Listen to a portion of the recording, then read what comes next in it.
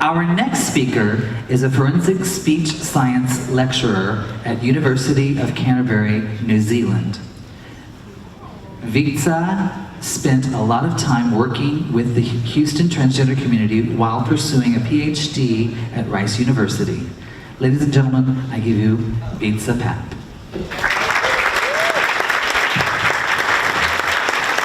Thank you. Actually, I'm a lecturer. I feel better behind a podium, so I'm going to sneak here behind. Probably you're wondering a little bit about what is a forensic speech scientist is, right? I was trained as a linguist, and then I got interested in forensics. So I got trained as a forensic scientist, and then as a forensic text analyst, and then as a forensic audio and speech analyst. So in case you're wondering, yes, I'm listening and I'm watching how you speak. That's okay. Ease up now, yes. All right, so unsurprisingly, I'm going to tell you a little bit about language. A lot of you are like, I speak just fine. Also, there's no more food to eat, so what am I going to do in the next 15 minutes? Well, let me just tell you a little bit about how weird language is. What I'm doing here is I'm actually very slowly exhaling, and while I'm exhaling, I'm making these puffs and noises with my mouth and these tunes, and I'm setting the air into motion, and the air is going towards you, and it's going to find your eardrum, it's going to bang against your eardrum, and then suddenly your brain is going to translate it into some really odd concepts, really complex concepts. So for example, let's try this. I'm going to set the air into motion, and I'm going to say the sentence like, the jellyfish waltzed across the library floor, having an acid trip dream about quantum mechanics. Right? You have all sorts of really weird things going through your brain right now. One of them is, what the heck am I doing here? Right?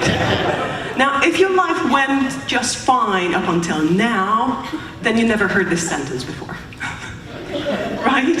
You're welcome. This is your first time, I'm guessing, with this sentence. Right? So, noise to really complex concepts. This is what language is for. Now, there's not just one language, obviously. There's about 7,000 of them around the world. Sadly, about 90% of that will be gone before this century is out. That's a sad story. The good part of the story is that since there's so many of them, the question comes up, does the language you speak shape the way you see the world around you? Let's think about that. A lot of you are already giving me the spoiler, thanks. Yes. But let me tell you how exactly it is. Now, this is a concept that we're absolutely not new. We've been thinking about this for at least 2,000–3,000 years. So Charlemagne, let's go back to Charlemagne, Charles the Great, who was a Holy Roman Emperor about 2,000 years ago, actually said, theoretically, presumably, said that if you have a second language, you have a second soul. Now, this is, I think, a concept that a lot of you can very easily relate to. Having two languages, maybe it's two languages truly, English and Spanish, English and Russian, English and Uzbek. Or you have two souls that come out of your heart, maybe in two different ways as you speak. Now, how does that make you feel? You know that when you're using one of your languages, one of your genders, and you speak with one of your genders, you feel differently, right? You will feel authentic or inauthentic. You will feel possibly secure or insecure in an environment knowing that people are not perceiving you the right way. You might feel less or more employable depending on how you speak. And on a bad day, you might feel possibly less loved based on how you speak. But that's how you feel. But how do you see the world when you're speaking different languages? Well, I'm glad you asked.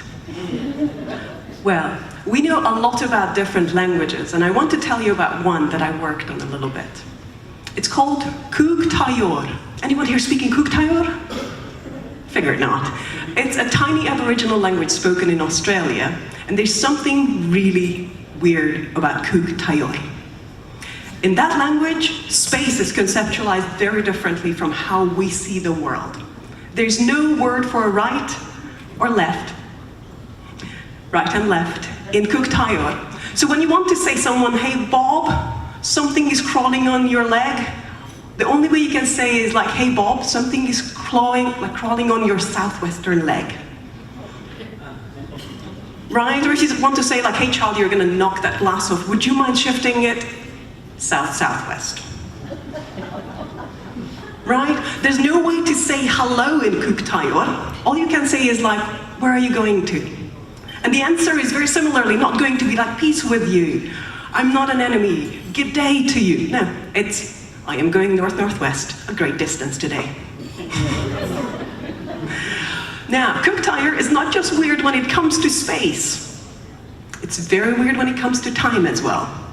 If I gave you a bunch of photographs and I told you, hey, would you mind ordering it in a temporal order? You know, put the young ones together, put the, middle-aged ones, your college years later, and so on. How would you organize them if I just threw a bunch of photos in front of you? Think about it. How would you do that? You would probably organize it like left to right, right? Very likely. Now, funny thing is, if you're a Hebrew speaker or Arabic, you would organize it right to left, right? If you're a Kuuk-Taayor speaker, how would you organize it, damn it? They have no left or right. How would that work? Right? Now, I gave a little bit of a clue. If I seat my Kuuk-Taayor speaker facing north, they're going to organize it left to right. If I seat my Kuuk-Taayor speaker facing south, they're going to organize it right to left. If I seat my Kuuk-Taayor speaker facing west, they're going to organize it towards them. In that world, time goes from west to east. Now, just to show you how different this is, would you humor me for a second? Close your eyes for 2 seconds, and please point towards southwest. That way, please open your eyes now. There's something that way, that way, that way, that way. I have no bleeding idea which way it is, so I'm just gonna point that way. Now, let me point out that this is a horrible cognitive difference between y'all here and Kuuk-Taayor speakers. Right? If you ask a 3-year-old Kuuk-Taayor speaker, wherever they are, close their eyes, blindfold them, they automatically, all of them, will point the right direction. You, all distinguished people here, seem to have failed that test. Right? So, what is it? What is it that makes Kuuk-Taayor also weird? Well, this is a language that has absolutely no gender markers. Now, if you speak Spanish or German or any of these languages, you know that all of these languages will gender everything they can, right? So if you're a speaker of Spanish, what gender is the sun? Male. Male. If you're a speaker of German, what gender is the sun? Die Sonne. Female. What about the moon? Spanish speakers, male or female? Female. Guess what? What is it in German? Male. Right? So things are really odd in the world when it comes to languages. It does seem that it does mess with your head. So if I put a picture in front of you that has a bridge on it, a simple bridge over troubled water, or non-troubled water even. If I ask a Spanish speaker, it's very likely that they're going to describe it as long, tall, sturdy, good. If I ask about the very same picture, German speakers are much more likely to say delicate, elegant, fragile. For them, it's female. For Spanish speakers, it's male. I'm putting the very same picture in front of them. And this is something we run time and again, and again, and again, and again.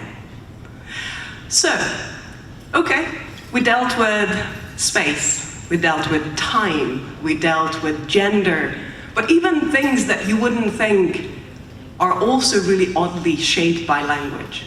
Colors. Most of you probably did not read Homer in original. I'm just assuming here, but Homer, really oddly, describes everything to a minute detail. in the Iliad and Odyssey. But for some reason, he's not using color terms at all. The very few one that he uses, you would think that he is having the acid trip dream that the jellyfish was having in the library. In fact, he is describing the sea as wine red. He says that Patroclus, his face was glowing green with happiness. He's talking about sheep gambling on the hillside, and it's time to shear the purple wool off of them. What was he high on? That's one of the questions we ask, but there is something really interesting. One of the ideas is that actually, if you look at ancient writings, whether it's in Vedic Sanskrit or Scandinavian, any of the Viking sagas, if you're looking at Chinese originals dating back 2,000–3,000 years, none of them were using colors. All of them talked about the finenesses of texture and flavors and aromas, but nothing about color. Was everyone colorblind up until 2,000 years ago? Not at all. There's a hypothesis that up until we were able to make the colors ourselves, make indigo, make the red dyes, make yellow, we didn't really see them, and as such, we didn't have word for them. Once we started to learn to make them, once we were able to extract them, the first one being blood, the first color word in every language after light and dark is red. But blue is so hard to make. We took so long to make it that is actually non-existent in most ancient languages. And it's not that, the ancients went out, looked up the sky, nothing. Looked down the sea, nothing. It's not that they didn't see it, but in a way it was still invisible because it was not part of their world that they engaged with in an active way. It wasn't part of their normal. What is normal anyway? What is normal? If you think about language, what is normal? You know that if someone calls up a landlord and is trying to rent a place, if they have a non-white accent, it's a lot less likely that they're going to get the place. If you submit your CV and it has a non-white name on top on it, they're lot less likely to be called back than a person who has an exactly same CV with a white name on top. If a college professor thinks that the person whose essay they're grading is black, they're going to find more typos. Just accidentally find more. This kind of discrimination is one of the most commonly known global cognitive biases that we know of. It's not so much about us wishing ill on the different people different than us. It is simply the drive that is present everywhere in every culture to promote the people that we can relate to. Now, just like the color blue for the ancient Greeks, minority gender voices, a feminine masculine voice, a masculine feminine voice, a non-binary voice, someone who speaks really outside the binary, it's not considered part of the normal because normal is constructed by what you were exposed to and what is visible to your eyes. Now, this is when it gets really sticky. What do we do about that? How do you make the invisible visible to everyone? Well, you have one option: become normal. Feed into the binary, disappear, be a majority all of a sudden. We know that it is not the way forward for most of us. The other option that you have is, and I hope we all have it, I really hope I have it both as a human and as a researcher, as an academic, is to challenge the norm. Constantly buck the norm. Keep talking about not just men and women, but talk about transgender men and women, talk about non-binary people, gender fluid people, two-spirit people, whakawhawhine, whaharawhine, tuatara tautoro, all of these people. Keep talking about them, keep publishing about them. Out-publish the ones that shouldn't be publishing at this point. There's a saying in my field, and probably in a lot of other fields, science progresses one funeral at a time. I hope I'm young enough. It will take time though. Ancient Greeks didn't just wake up one morning and suddenly looked up and looked down and realized something that they haven't seen for the past 2,000 years. It will take time, but I'm hoping to continuously challenge the binary, the norm, what is normal, what is normative, because this is the only way forward for us to create a society that sees the sky for what it is. Thank you.